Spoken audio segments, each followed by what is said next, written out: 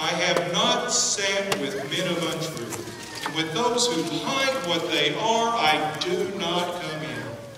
I have hated the congregation of evildoers, and with the wicked ones I do not sit. So the answer is obvious, isn't it?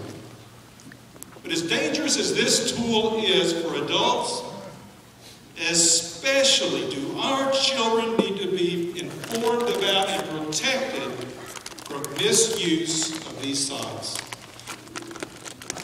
Now, as parents, you may remember a time, as I do, when all we had to worry about was the desktop computer.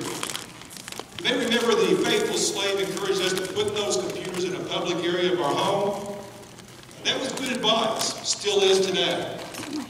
But with the mobile devices today, with laptops, with smartphones, they can basically connect to the internet from anywhere. So what are we to do as parents? Will we allow our children to use these sites? Well, that's a decision for us as parents to make. But let's emphasize that, if social networking is used, then safety guidelines must be set in place and be followed by all. What might those guidelines include? We would certainly encourage you to review the July and August 2011 issues of The Wake and the articles on social networking. They emphasize many of the following 8 guidelines. Number 1, set your own house internet rules. Number 2, educate yourself about the site.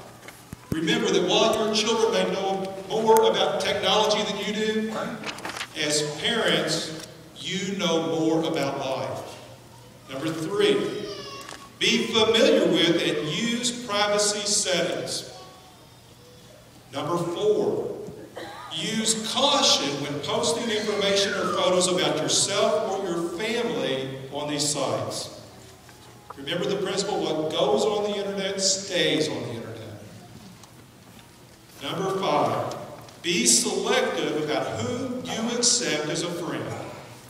Number 6, set limits on the time spent on the site. Number 7, regularly monitor your child's online posts and comments. And number 8, be willing to remove your child's page if he or she refuses to abide by your rules. Give your attention to Brother Dan Boston and his daughter Chelsea as they discuss social networking and the need for safety guidelines. Oh, hey Chelsea, what you doing? I'm just chatting with friends on WebMode. WebMode, oh yeah. Wait a minute, what's WebMode? It's a new social networking site. Well, if it's so new, who could you be talking to? Mostly witness kids. Mostly witness kids. Now I'm concerned. Who else? Friends of friends, but they must be okay. Oh, I see.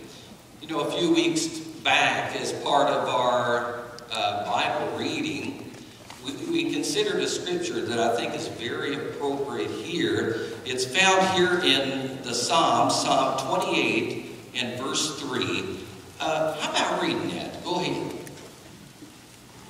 Do not draw me along with wicked people and with practitioners of what is hurtful, those who are speaking peace with their companions, but in whose hearts is what is bad.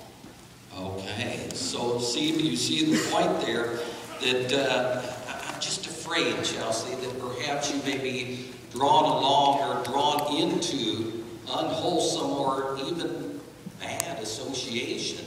Because bad association is bad association.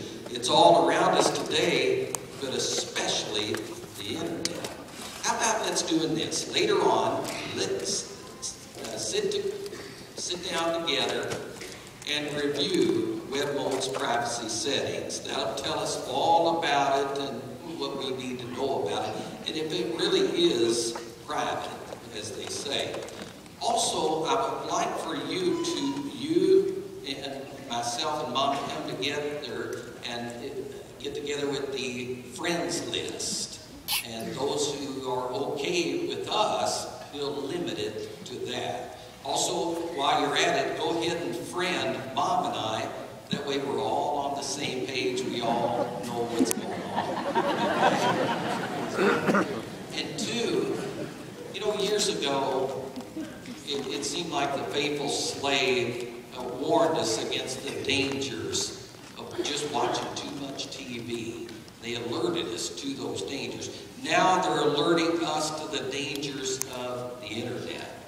And Chelsea, I know web mold may be okay for other witness youths, but it may or may not be okay for you, depending on how well you follow our wishes and rules when it comes to the internet. Fair enough? I know you're trying to protect me, and I think that's a good idea. I sure am.